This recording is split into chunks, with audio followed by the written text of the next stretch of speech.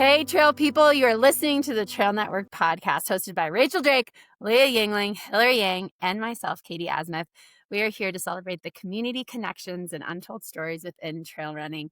And today we have all four of us on the pod, which is so fun.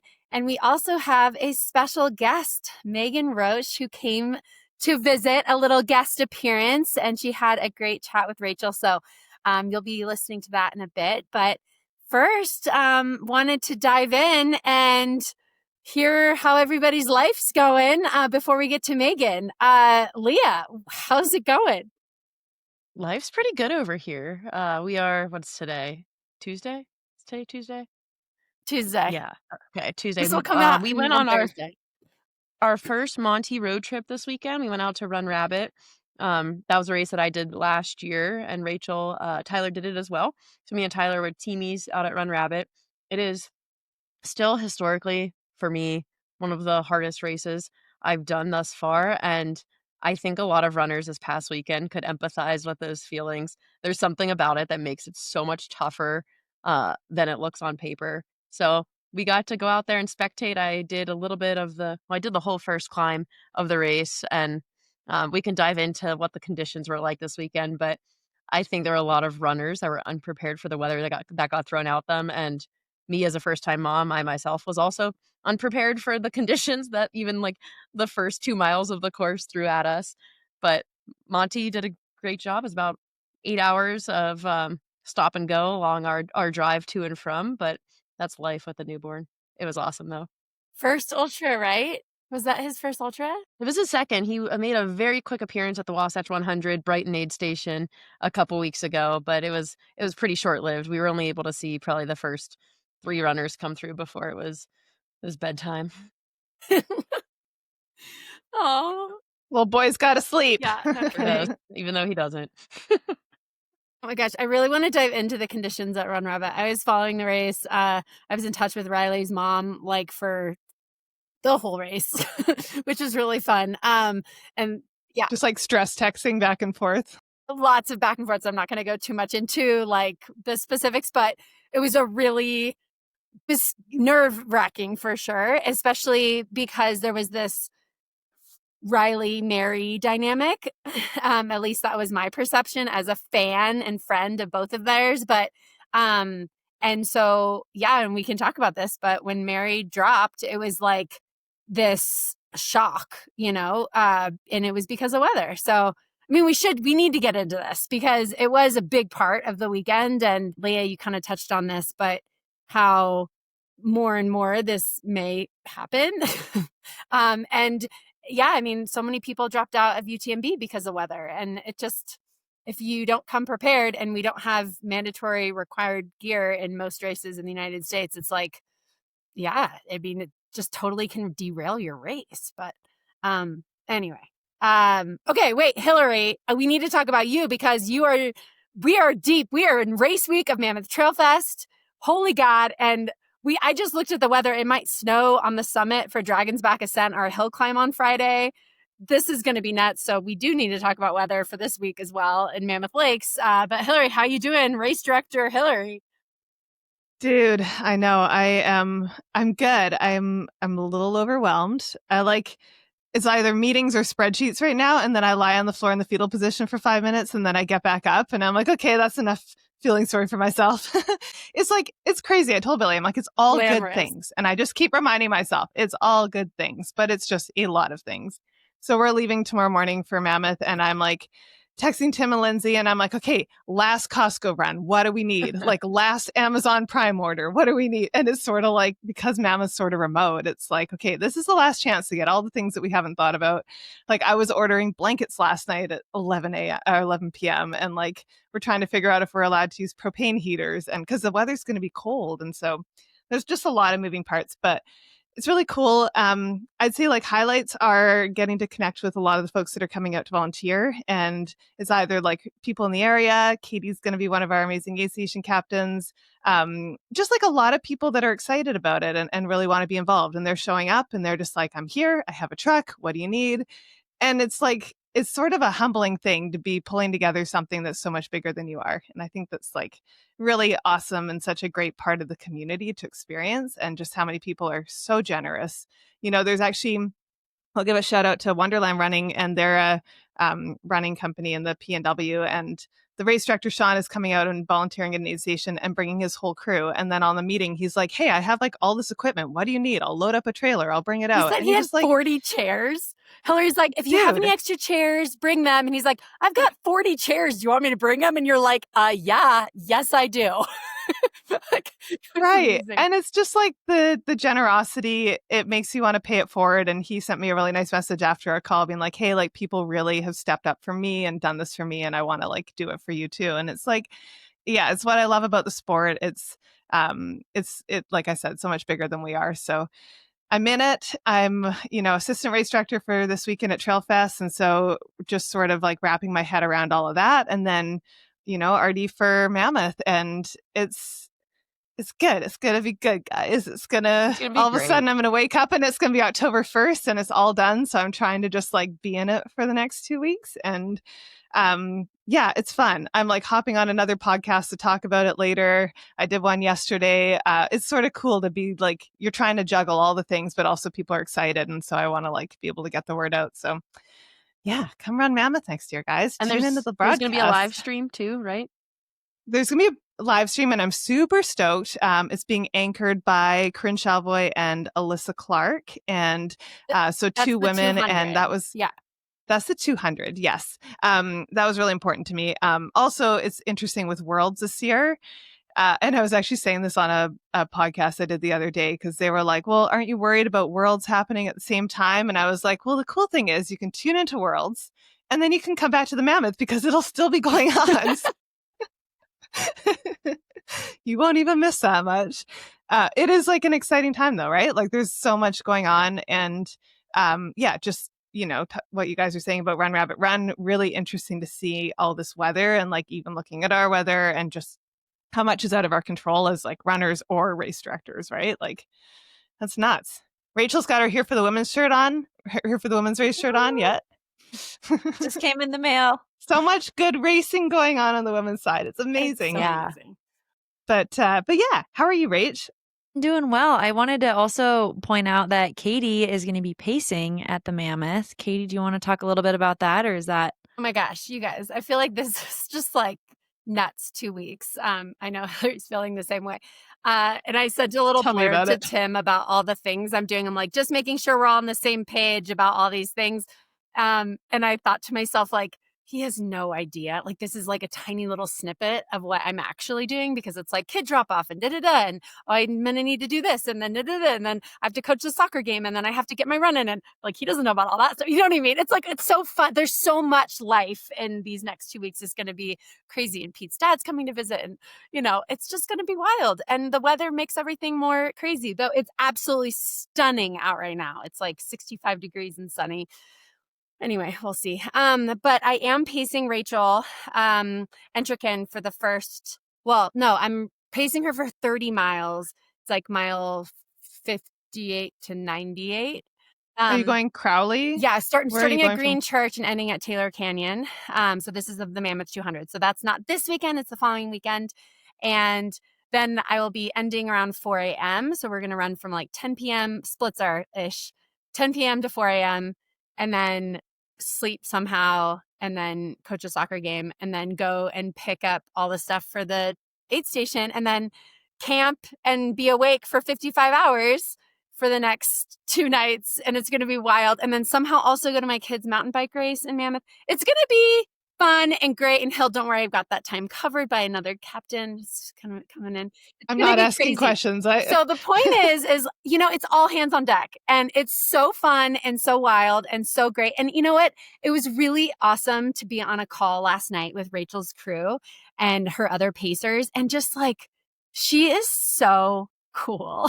I'm so excited to pace her for 30 miles, but she's such a baller. Oh my God. And she's dialed and focused, but also just like chill as heck, and just like oh man, that girl is special. So if you haven't listened back to our episode with Rachel, you got to listen. But I'm really excited to watch her and Tara's throwdown.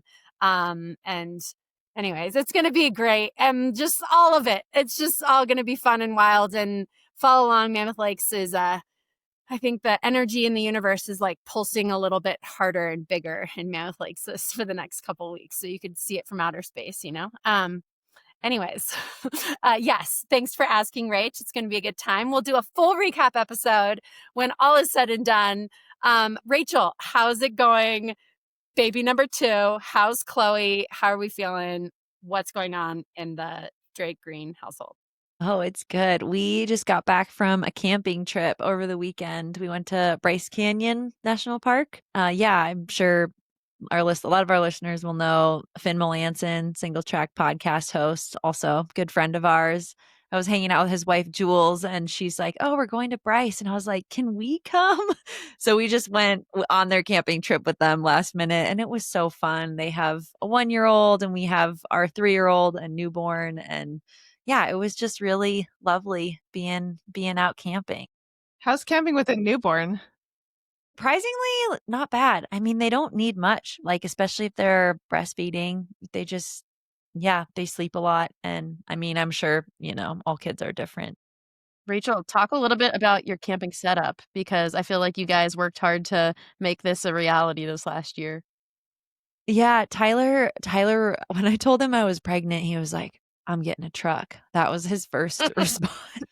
Such a guy I also response. said We that need a to truck. you. I was like, what? At Trail Fest when you were here, and you were like, "We're getting rid of this van because we're buying a truck because Tyler really needs a truck." And I was like, "What? This van is amazing. You can't get rid of the truck." But And we weren't even pregnant then. yeah, so it wasn't just the So baby. I think he just yeah. Yeah, so we had to get rid of the van because there's only 3 seats in there. But basically now we have a Ford F-150 and a truck camper situation on the back. I don't know if you guys have heard of the Scout truck camper. It's a very simple kind of minimalist design, and it has a pop top. So there's a bed kind of that goes over the cab of the car, and then there's or like the cab of the truck, and then there's a pop top, and Lewis sleeps up in the pop top. And the dream is that someday both kids will sleep up there so they can have their space and we can have our space. But surprisingly, it's been working pretty well. Tyler sleeps up top with Lewis, and then I sleep down below with our dog Teddy and the newborn. And it's so funny. Lewis, the other day, I was driving him to school, and he goes, "I was a little bit surprised when I woke up and Dada was sleeping next to me, and he kept trying to take the blankets and I just kept taking them back." He's like, rude. But then Tyler said he just tried to keep tucking him in, and he didn't like that. So there is a little discrepancy in this story, but I think it's really sweet that they have their little sleepover up there. That's so cute. What a great Yeah. setup. That sounds awesome. Yeah, not it's super sponsored, fun. but should be. Yeah, By totally. Scout campers, that would be crazy. It'd be awesome. We would not be mad about it. Rachel, and this was your second camping trip so far with Chloe. Any takeaways for any of those new moms listening or new moms hosting? Oh, I would just say don't think too hard about it. Just do it. Because I think if you really think about everything, you're going to just get overwhelmed and feel like you're just not going to get out. So I would say just go for it. You really, really don't need much. Like, even if you forget wipes or something, you could make them with paper towels and water. Like, really just can't forget diapers, I would say. Yeah. Diapers and your own boobs, and you're fine. Diapers Yeah. and boobs. Hit the road. I would add Yep. to that too, Rach. Just this is like parenthood, right? But like low expectations, like everything is cherry on top. Like go Yeah. in, just low expectations, and you're gonna have a good time instead of trying to do all the things and make all the, just like this is all great, Yeah. and whatever we can get out of it, we can get out of it. Yeah. Yep. Yeah, that's a really good point. Like, don't go into it thinking, like, wanting it to be perfect or trying to make it perfect. Just, yeah. Low Go with the flow. expectations. Ultra mindset. Yeah. Yes. Yes, exactly. I love it. Good times. Okay, so we should transition because we really do want to get to Megan Roche.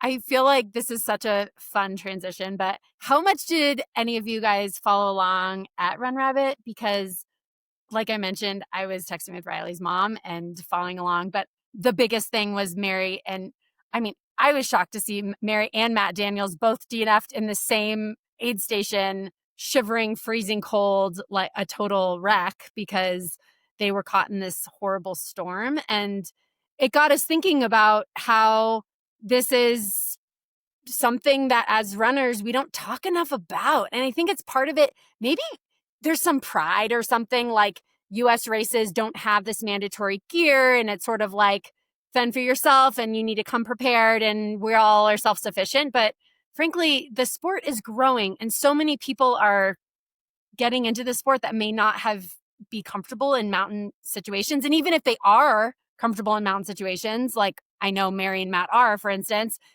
it's just you don't think about it, or the weather turns rapidly. The weather says it's going to be misty and then it's an absolute blizzard or downpour, you know?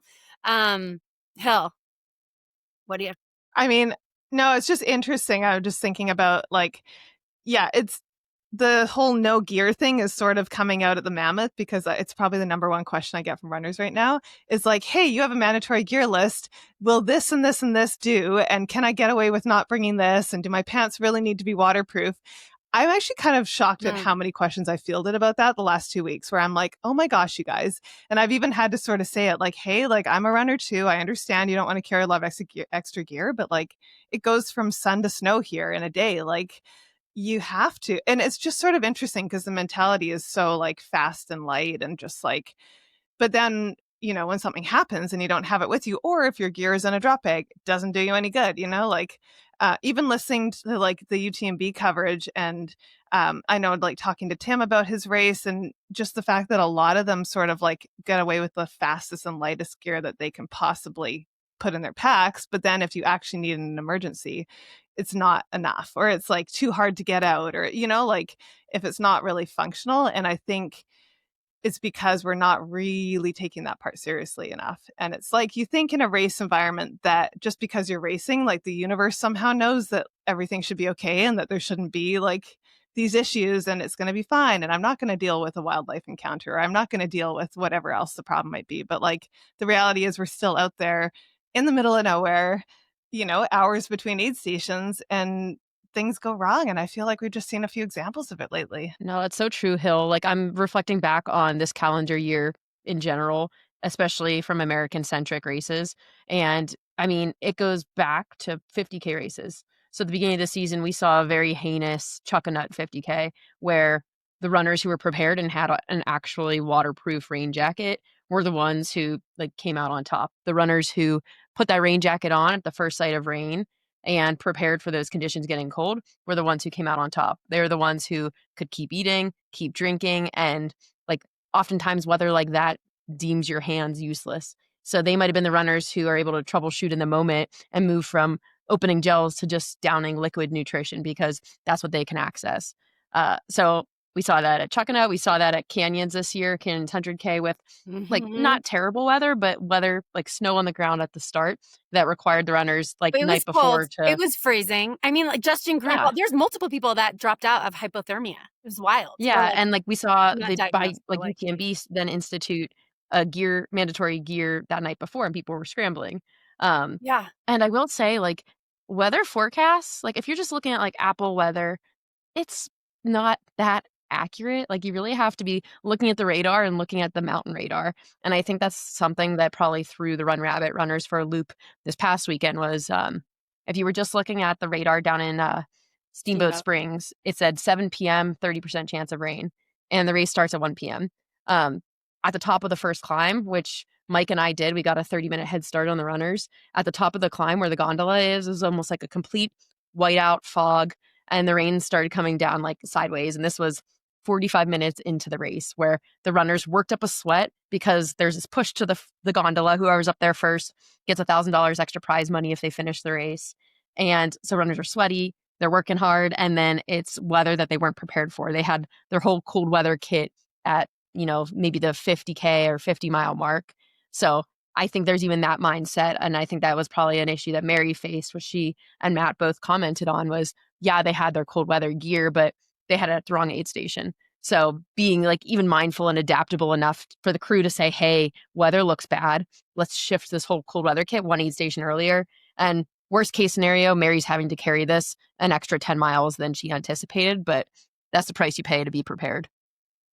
That's an interesting point So true. about being flexible as crew, right? And we think about it more in like the 200-mile races or something, right? But like the 100-mile races too, we need to be on top of it as crew, being like, okay, wow, they're going to need this a lot sooner. And I mean, not to put it on their crew, but I think that just generally we're not talking about it. We're not looking close enough, and it's not as high up on the, I don't know, the priorities. Yeah, there's something. So you're talking about crew, and I was chatting with Riley's parents at the end of the race, and their parents watched the entire live stream from last year, and they were prepared for. Like Riley's mom commented to me, like, "Yeah, I saw that you had eye issues, so like we made sure we have eye drops. Riley's wearing glasses. We're doing X, Y, and Z to prepare for that." So that's shows the professionalism of the sport. And Riley's parents are so dialed when it comes to crewing, but it's that extra step that crews are taking now too, to be as prepared as possible for their runner to have the best day. My kind of takeaway from all of this and my experience crewing Tyler at races is like, regardless of what the weather says, just have the entire spectrum of gear from ice bandanas and maybe a collapsible cooler all the way up to winter gloves, rain jacket, rain pants, because things can change, especially in the mountains. And it's such a shame when you train so hard and put so much into it only to have your race derailed by something that was completely within your control. Yeah, I think that was a big takeaway for me too, is that so much of these races are not your fitness. And that's been a hard reality for me this year too. And I know these things. I've been in the sport for a decade and it still gets thrown at you where you're like, duh, like you're so fit, or something gets whether it's weather, whether it's nutrition, whether it's whatever. And it's just tough because you go in with this mindset of, I can win this race, or I can perform well or finish the race, whatever your goal is. And something like weather can totally derail you. I'm thinking about Tim Tollefson, for instance, at UTMB. And this is my final loop around UTMB. And so stoked on that. He went through hell and back to try and get to that race this year. And he wasn't able to finish because of the gosh darn weather. And it's just like, man, it's just rough. Yeah, anyway, I think it is a lot and we don't talk about it enough. And I think that Hill having these mandatory gear for the Mammoth 200 is absolutely essential, and I'm on board. Yeah. Is so interesting. And I mean, I get it as far as like wanting to be fast and light, especially if you're at the front. And like the gear that someone like Rachel wants to carry is going to be different from the gear that someone should carry if they're going to be out there for double the time. But at the same time, you just sort of have to have like a standard for everybody. And like the people in the front could get caught in weather, even if you think you're moving fast and light. And so it's really interesting to see it play out. I think it's something we're going to continue to grapple with because every race is getting faster. Every race is more competitive. Every race, the crew are more dialed. The nutrition's more dialed. Like everything's dialed. And so you are looking for whatever savings you can have. But then, to your guys' point, it's just like, well, the difference between running 10 miles with a bunch of extra gear and not finishing the race at all is, like that's pretty big. And so maybe it's sort of stepping back and being like, hey, like I just have to accept that like sometimes I'm not going to totally nail that ratio, but I'd rather like err on the side of caution.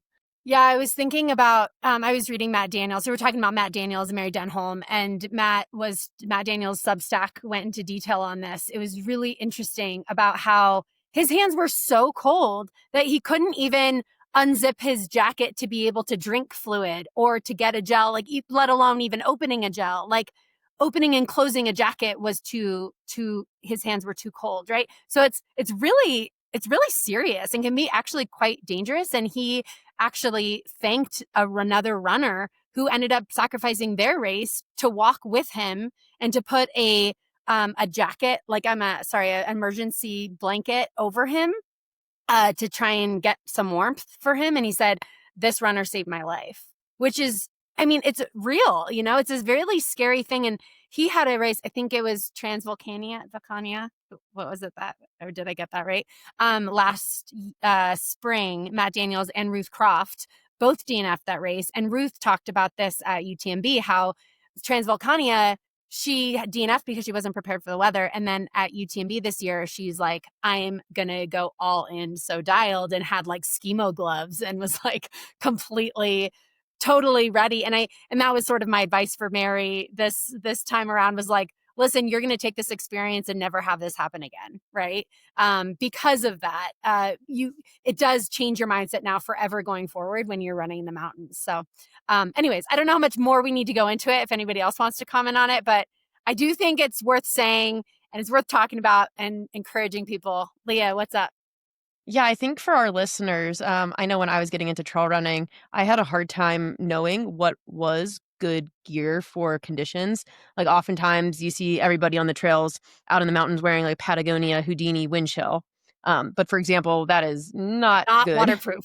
for rain and conditions. So I was curious if you guys had any favorite gear for tackling true mountain weather like they saw at Run Rabbit this weekend. I mean, I think first of all, it's a good discussion to have, Leah, and I think it's something I get asked a lot, and I'm sure you guys too, is just like what that gear is. And I mean, I'm an Arc'teryx girly, so I love their jackets, but I think having a waterproof, breathable jacket is something that is worth putting money into, because I've had the same one for my entire trail running career, like over a decade.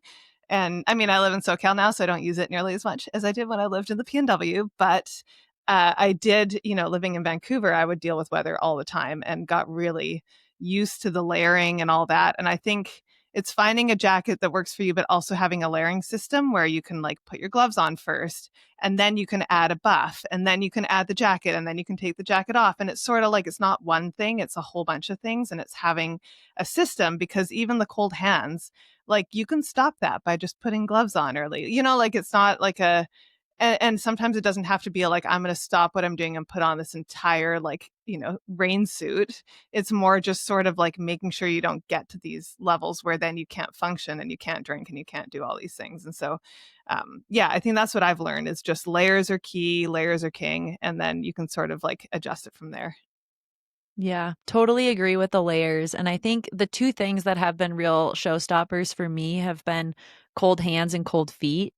So for the cold hands, Lecky, the pole company, actually also makes gloves. And so they make a glove that's Do they? kind of like, yeah, they make really warm gloves that are compatible with the Trigger Shark technology on the poles. So that little loop kind of between your thumb and pointer finger. So I use those a lot when I was doing snowy runs back in Oregon. And then for socks, I wear Darn Tough mountaineering socks, and they are so warm and cozy. Like wool? Are they Yeah, wool? they're really thick wool socks. I actually have to wear a half size bigger in my shoes to wear the socks with them. But I mean, if you can stay comfortable, you can do so much more physically than if you're not suffering because you're breathing heavy or your muscles are sore. You're suffering because you're cold and uncomfortable. Totally. The shoe thing is kind of interesting. Sorry, Leah, just a quick note on that. Like from the like mountaineering and climbing world, which is where I started, you always size up a half a size in your shoes so that your feet aren't being like compressed and constricted. And so I feel like that probably saves you too, Rach, like having a little bit more space. And so, yeah, you can wear thicker socks, but also you have more room in your shoes to breathe and you're not like constricting everything. So that's just like a little side note when you're looking for winter running gear. Yeah, I think another thing too is less to do with the gear and more to do with putting yourself out there in conditions during training that might be not the nicest. And so you can practice your gear and see how it works. Like I've been stuck in bad weather on a lot of training runs, and like all that comes to mind is like there's no such thing as bad weather, just bad gear, and honestly, bad preparation. So I think oftentimes like trying to get yourself out there in those conditions, practice what works, figure out what doesn't work. I know like something I've enjoyed doing, especially since I've lined up UTMB races, is look at some of the Europe companies and see some of those brands and like what people in Europe are using, because I feel like they often have required gear in like nearly every race that they do out there. So a lot of people have like the lightest technology clothes, but also that really get the job done in conditions. So I've enjoyed a lot of the compress sport, like rain technology over the years. And I feel like they make a lot of gear that is specific for like UTMB specifications, from a really light like wool shirt down to a really compact rain jacket and rain pants. Wanted to also give a shout out to merino wool sports bras. So it was something that was recommended to me from a skimo friend here in Mammoth. And she's like, the worst is the wet bra. And I'm like, it's so the worst because it is. It's just on your chest and makes you freezing Terrible. and you're sweaty, right? So anyways, that's helped a lot and just generally helps with standing in freezing cold conditions for hours on end watching ski races with my children as well. So, generally it's nice to have something that's warm and breathable, but also dries really quickly so that, you don't stay cold after being sweaty. Rach. Yeah.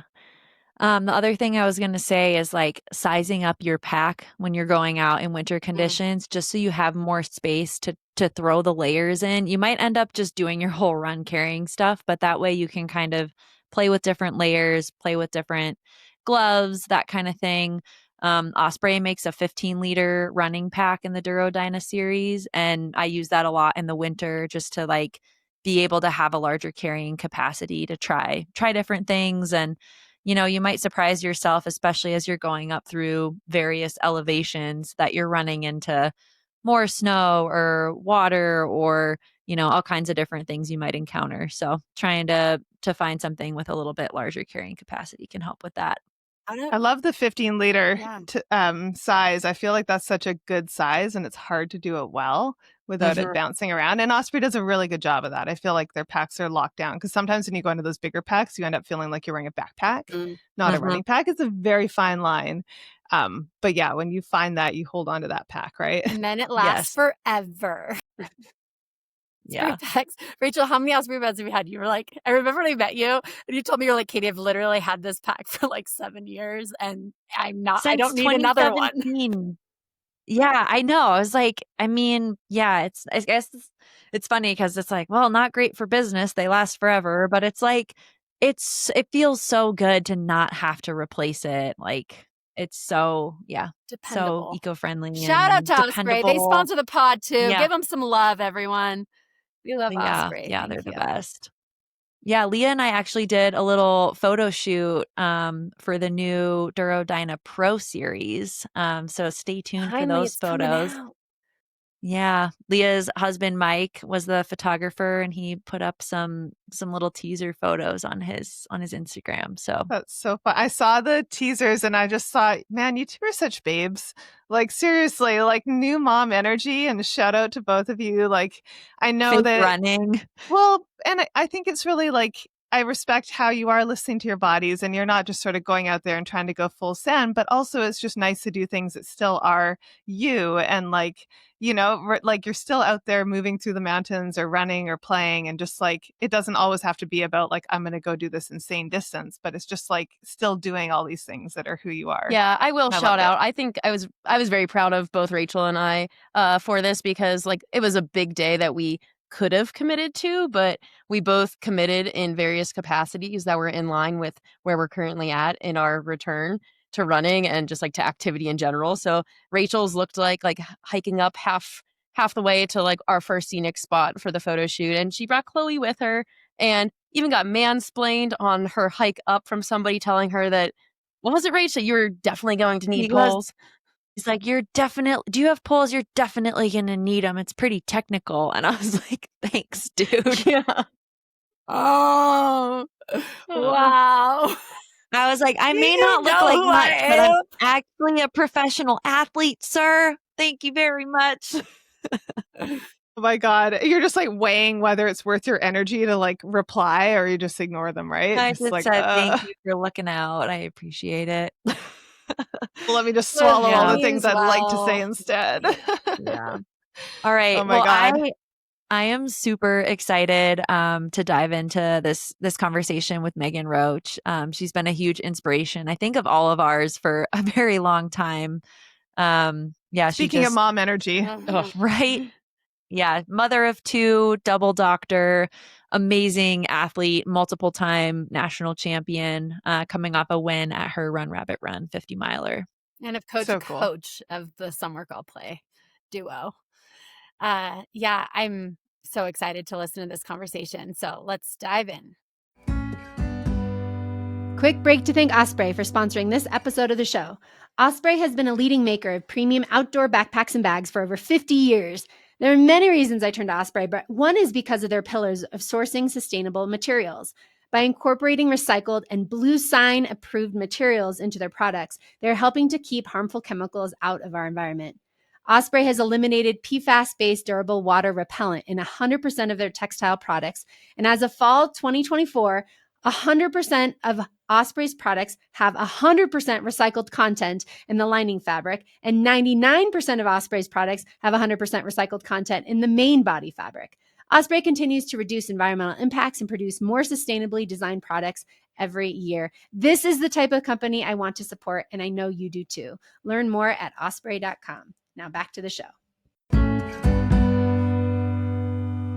Awesome. Okay. Well, I'm so excited. This is Rachel Drake. We're here today with Megan Roche, incredible mother of two, double doctor, amazing athlete, amazing human.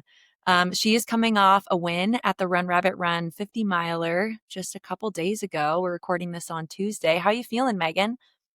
Feeling good and so honored to be on here. First of all, Rachel, congrats. And congrats to Leah.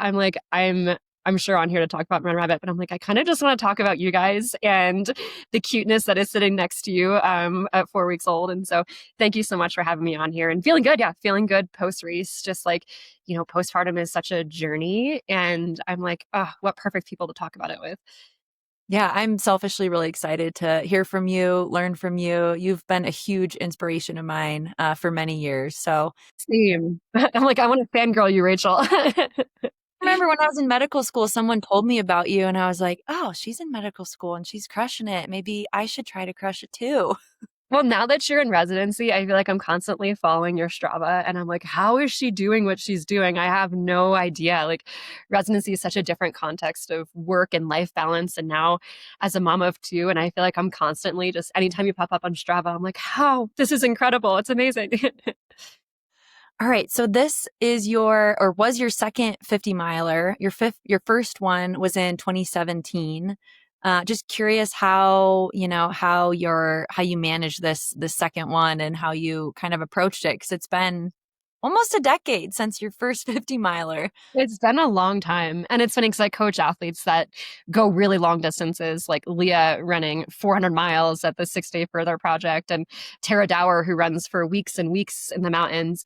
And I feel like sometimes when you coach and you're involved in crewing and pacing athletes, like sometimes the distances become a little bit normalized. It's like, oh, we're going to go run 100 miles or 400 miles, or in the case of Tara, thousands of miles. And the week before the race, I was like, oh my gosh, 50 miles is still really far. And I think I had that realization that, like, it's a big ask of the body and something that I haven't done since 2017. And so my mantra for this race was just growth and grace. Like, I want to go in and learn and experience and grow so I can step up to bigger challenges and longer distances in the future. And then give myself grace to just understanding it's been a long time since I've done this. I've had 2 kids, heart issues. It's just been, kind of a roller coaster ride since 2017. And just wanted to go in and like learn and enjoy the experience and like ultimately finish. Awesome. Yeah, touching on that, like you just mentioned, kind of a lot of hardships you've gone through, a lot of beautiful life that you've lived since that last 50 miler. Just curious how you gained confidence after overcoming so many hurdles. You had your pericarditis, 2 pregnancies, hamstring surgery, all kinds of challenges. Yeah, I think just reflecting, like, the heart stuff was so hard. Like, pregnancy is really hard too, but with the heart stuff, it was like I could train through my last pregnancy with Ollie, which was amazing and gave me confidence coming back. But like with the heart stuff, I could like barely walk up a hill. Like, even like a 1% grade from our driveway to like the trailhead in our neighborhood, which is like so gentle. And Leo, my toddler now, just like cruises it and runs it. Like, it was hard for me to walk up that hill when I had heart issues. And I think something about going through that and like having sport be taken away and like not even be able to like enjoy adventuring or going for a walk, it like changed me so fundamentally that like I now am back with almost just like a stronger why of like, I just want to do the thing. Like, I want to go out there and adventure and learn and grow. And in many ways, I feel like it's almost like taking the pressure off me as an athlete. It's like, it's fun to be competitive in these races, but after not doing it for so long, like, I just want to be out there. And I feel like that's changed a lot since I ran my last like 50-mile race in 2017 when I put a lot of pressure on myself. And it's a really nice place to be. Plus the identity of being a mom too. It's like I feel like there's so much more balance in my life, and I'm just like truly so grateful for that. Yeah. Yeah. You're almost like, I am freed from any expectation. Like, I don't need to do well in this race, but I'm just glad that I get to do it, period. Especially like coming back to Leo and Ollie, they're just happy to be there. Like actually, Leo, someone asked him yesterday on Monday what he did this weekend. And this weekend, like he was there crewing all day at the Ultra and at Run Rabbit 50. And, we took him out for milkshakes after, and we went to the playground. And his answer of like what we did this weekend, he's like, oh, we went to the grocery store. And it's so funny, like kids and like their expectations, like they just, much like how I'm coming back after this heart stuff, it's like they just want to be out there and like experience the thing. And I feel like that's where motherhood and like thinking about Leah was just like stoked to go to the grocery store on a race weekend. I feel like it just adds that like component of life balance. Yeah. I saw a video of you coming through one of the aid stations at the race, and I think Ollie is in a little baby Bjorn bopper, and he is just raging, like bopping back and forth. And then Leo's holding his little cardboard sign. Just curious, like how you, and this is something I struggle with too, or not struggle with, but it's just like balancing the kind of intensity and desire and fire to be an athlete with like the softness and gentleness that is being a mother. It's wild, actually, like those two areas. And coming into that aid station, like seeing them with the signs, it like melted me. But I also had just been on an out and back portion of the course and realized that the women, I saw Mary Bowman out there, who's like such a great athlete. And she was like hauling up the climb and like saw her ponytail bouncing. And I was like, oh no, I got to get a move on. And so it was so funny, like charging into that aid station and like seeing them, and parenting that week into the race had been so demanding. Like Leo at almost 3 now is just in this like mama do it stage. Like everything, like if someone brings him a lunch or, if he wants to brush his teeth, he's like, no, mama has to do it for me.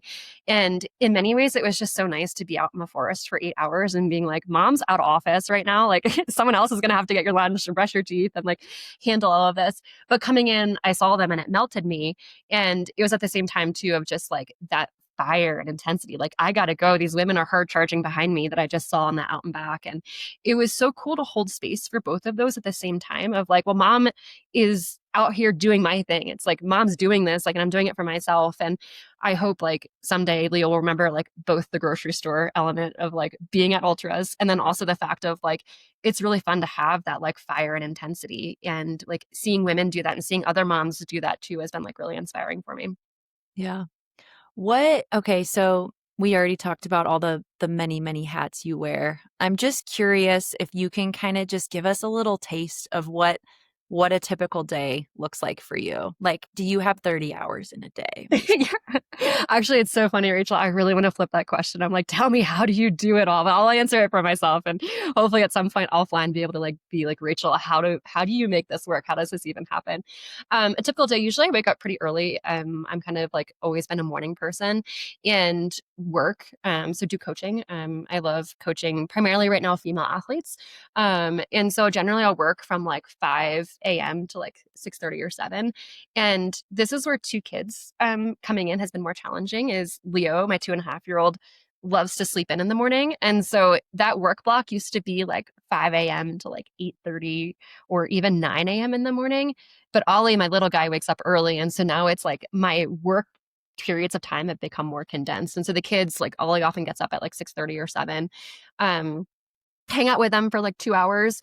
And then we have either daycare or a nanny starting at 9, which is wonderful. It's like such a gift to have childcare and like recognize how important that's been and how wonderful it's been for the kids too, to like build a community of support for them. And then I go out to train usually around 9, and try to keep that pretty condensed, just from like a work perspective. So usually like an hour and a half, hour, come back, do some strength training, protein recovery, and then spend the rest of the afternoon working until 4:30 when either daycare or a nanny ends. And then from there, I feel like it's just like a whirlwind of like dinner prep, get the kids ready for bed, bath time, like all of that stuff. And so I love these days. Like it is so fun. But I also feel like every day I'm like, oh my gosh, our house is a mess. Like the playroom is like a whirlwind. And there's like so many other things I would love to do within the day too. And so it's just like a constant time battle. Yeah. Yeah. What has it felt like, I guess? So, yeah, adding a second one to the mix and then coming back athletically from now 2 pregnancies. What has it been like? How have they been different? What lessons have you learned? 2 kids has definitely been more challenging from a time perspective. I think that's been the biggest thing is just like for whatever reason, I feel like the time crunch has just felt very real. And so it makes me value like the time that I do have to train. I'm out there. I'm just like, wow, this is like the time for me. Like, I am so grateful. Like before kids, what might have felt like pressure to go do a workout is now just like the ultimate joy of like, this is me time. Like, this is time where like I don't have to do anything for the kids. Like, it's like focused time and often like out in beautiful places. And so I'm so grateful for that. Like, pregnancy wise, it's interesting. I had a C-section, an emergency C-section with Ollie, and I was pretty devastated when that happened because I was just like picturing running being so much more challenging trying to come back from that. But in somewhat of like an unexpected twist, and this is probably just like personal to me, it was actually easier to come back from that pregnancy than it was being pregnant with Leo and having a vaginal birth. And I think there's probably a number of different considerations. Like I could train more in my pregnancy the second time around with Ollie, but it was one of those things of like, I don't think I realized just that there's like unexpected challenges of both kinds of births, and all birth stories are obviously very different. But I was really, really devastated when I have to have that emergency C-section. And then 4 weeks later, I was like, oh, maybe this was actually okay. Like my pelvis and like, I feel like my hips are a lot less loose. And so I just did a ton of like cross training and strength training coming back and still do. And I think that's really helped like me stay healthy during this process. But what does your cross training look like? How many days a week? What type of cross training do you do? Yeah, coming back, I did a lot of biking. I probably for the first couple of weeks of pregnancy or postpartum period, never ran consecutive days back to back, and so was always following a run day with a bike day, and I think that really helped offload my body. And then I've built up to the point where now I do 5 days a week of running. So I have one rest day and then one bike day, and sometimes that includes intervals, but I've just always loved biking. I love like gravel biking. I actually strangely love like working out on Zwift. And so I feel like that's been like a huge part of building back. And then my volume has actually been pretty low for me. Like I need to actually go back and look at like the last 4 weeks into Run Rabbit, but I think I was around like 45 or 50 miles per week. Whereas like before pregnancy and the postpartum period, like 75, 80 was probably more my norm. And it's kind of fun to see my body still responding to like that lower mileage. That's really cool and really inspiring. So basically like 50% of your pre-pregnancy, 50 to 60% of your pre-pregnancy mileage, and you're still crushing it. I was feeling good. I mean, I think like I've really focused on like building speed back. Like I think that's the one thing is like it took my body a long time to remember what it was like to run fast. And I still have a long ways to go in terms of building speed. But I also transitioned like a lot of my workouts to uphill treadmill, just to kind of like offload my pelvis and musculoskeletal system a little bit. And I think that helped a lot is like being able to get in a little bit more intensity, but offloading just the general like biomechanical load of it all, which was great. Nice. Have you had any kind of setbacks along your return to run, return to competition, or has it been like fairly smooth sailing?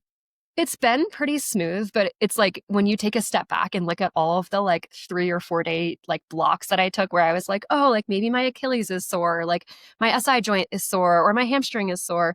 And I would bike for 3 to 4 days and just like immediately offload it. I feel like I've probably done that like 8 or 9 times in this like block coming back in like an 8 month block.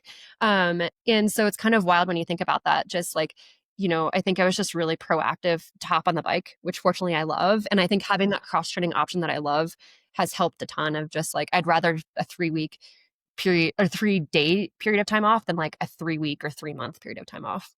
Yeah, that's a really good lesson for all the listeners. Like when you start feeling even just the slightest little pain or niggle, to just like not push through it, give yourself a couple days to let it settle down. And starting to learn my body and its cues too, of like, okay, like maybe this like slight hamstring pain is like something I can run through versus like, the SI joint pain, I should really take like 3 or 4 days off immediately. And it's kind of helpful to Mhm. like, the more you train, the more you kind of like understand your body and some of its cues. And so just like really listening to that and just trying to be patient. Like patience has been my big focus like through this all. Yeah. Okay, this is a tough question because I know it's going to be different for everyone, but coming from honestly one of the world's greatest coaches, Oh, greatest thank you. athletes, seriously greatest humans, like what advice, kind of generic advice do you have for women coming back from pregnancy and wanting to be competitive? I think patience is where it's at. Like, I think when I was planning this year, I was like, I want to be my strongest self at a year postpartum. And that's like a long time when you think about it. And I'm 8 months postpartum now. And I was like so grateful for like what my body's been able to give to me. But I also don't feel like I'm like fully there yet in terms of like fitness. And I think just hold that patience. Like, I think being willing to do those 3 days where if you're feeling something within your body, you take 3 days to cross train, and that could prevent 3 weeks or 3 months. And I think that like that patience and willingness to like strength train and cross train and getting into pelvic floor PT ASAP. That's kind of like I worked with pelvic floor PT in like the first trimester and honestly was not very good at it and still not very good at it. I'm like, I'm supposed to activate what? What am I supposed to do?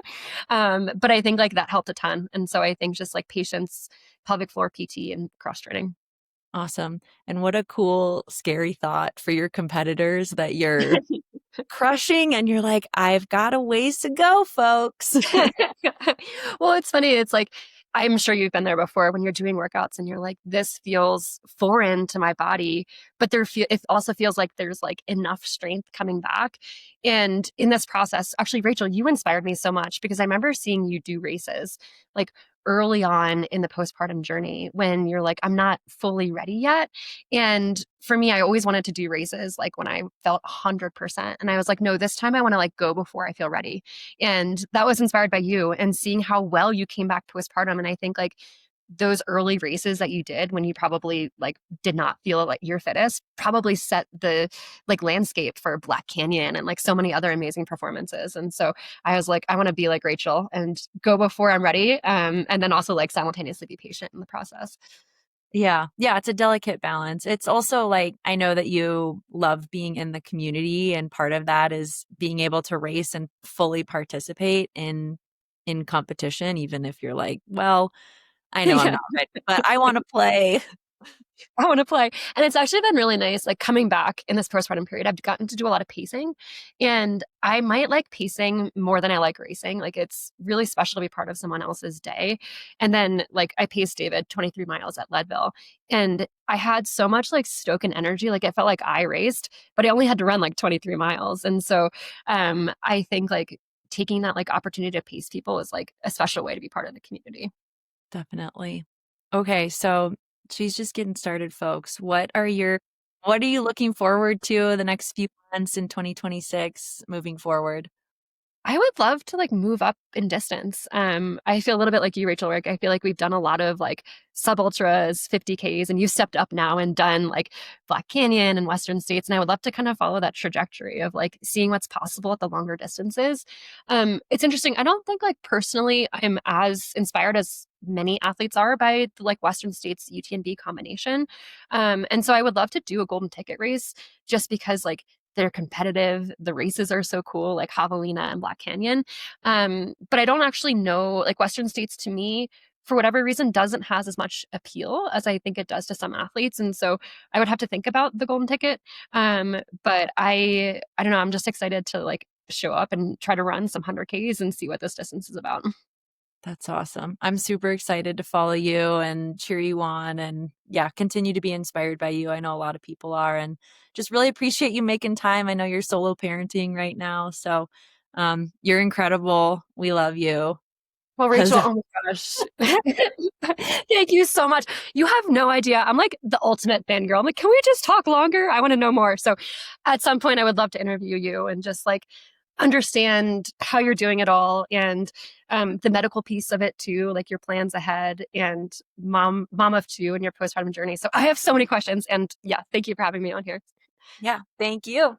What an amazing chat with Megan. Seriously, such a huge inspiration and so many incredible knowledge bombs she dropped. I would really love to have her back for a longer form episode. Yeah, I think her mindset going into Run Rabbit for me was so beautiful, of the idea of just going in, this idea of growth and grace as a mantra that she has mentioned before. And just this idea of whatever happens, happens, but gonna give it hell and joy, like she's clearly a baller and fights till the end.